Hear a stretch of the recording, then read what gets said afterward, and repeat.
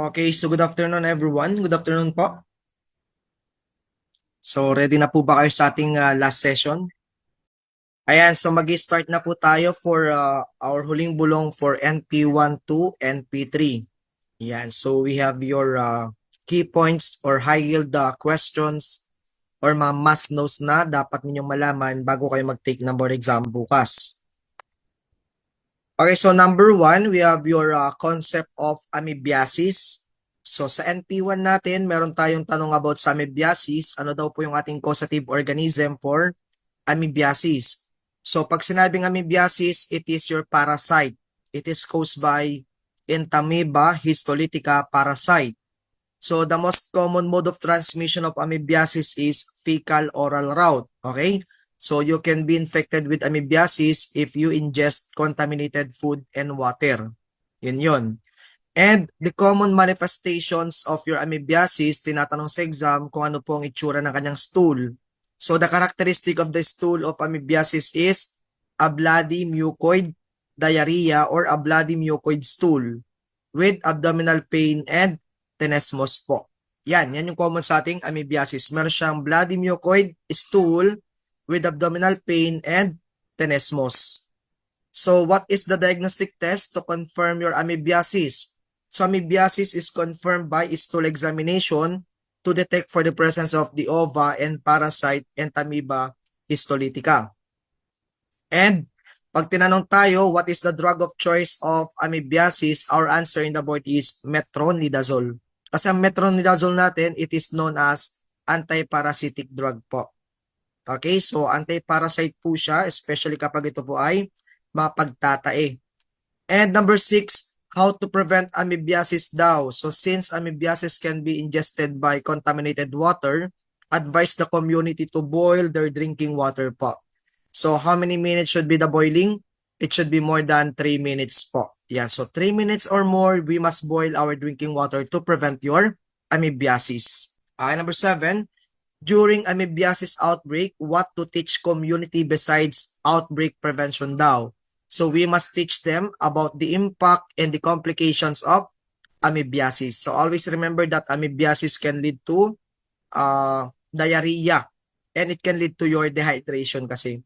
So since it can lead to diarrhea and dehydration, we must prioritize your fluid electrolyte balance of your patient with amoebiasis. Yan.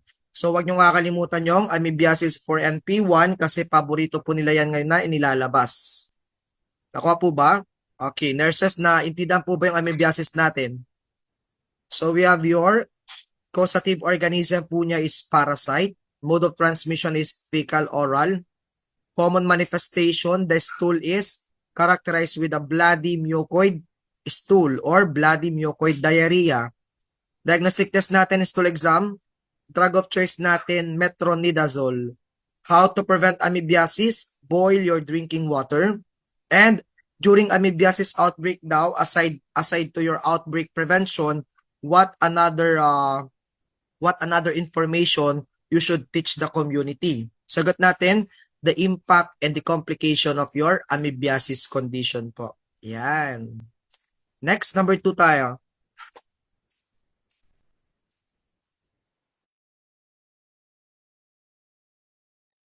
Okay, so number 2, we have your lice infestation in children. So always remember that we have your common problems in children. We have your lice infestation, dental caries. Yan yung mga common natin na problema sa mga bata. So what are the causative agent or what is the causative agent of your lice? So the causative agent of your lice is known as your pediculosis humanus capitis. Pag sa ulo po yon. So kapag sa ulo, that is your capitis po. Okay, pediculosis or pediculus humanus capitis.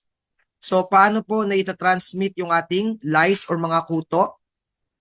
So the mode of transmission of your lice is via direct head-to-head contact, sharing of belongings like your combs, hats, and pillows. So pwede po magkaroon ng transmission sa mga bata dyan. Then common manifestation po nito ay intense scalp itching. Sobrang kati ng anit po ng mga ulo ng bata. Yun. So, nangyayari po ito kapag sila po ay pumapasok na sa school. Nagkakaroon po tayo dito ng transmission. So, one way to prevent your lice infestation is your proper hygiene po, ano? So, kailangan ay gumamit po sila ng shampoo na nakakamatay ng nits at saka ng head lice. And that shampoo is known as the Permethrin shampoo. So, it is not recommended to shave the hair of the child. It is not recommended to soak the hair with the hot water, and it is not recommended also to put kerosene into your child hair. So bawal po yung mga yon. It can harm the child. Yan, it can harm the child po. So anong gagamitin natin? Permethrin shampoo lang. Next, so what is our nursing teaching to prevent your lice infestation among children daw? To prevent your transmission, wash linens or clothes in a hot water and avoid sharing your personal belongings. Yan. So, bawal po ang maghiraman ng mga combs, hats, pillows, or even mga blankets and towels. Bawal po yung mga personal belonging sharing po. That's your lice infestation in children po. Okay? So, sino dapat ang ini-include natin sa ating health teaching kapag ang mga bata ay may mga kuto? So, include their parents po. Include their parents. Yan. Next. Meningococcemia. What is meningococcemia?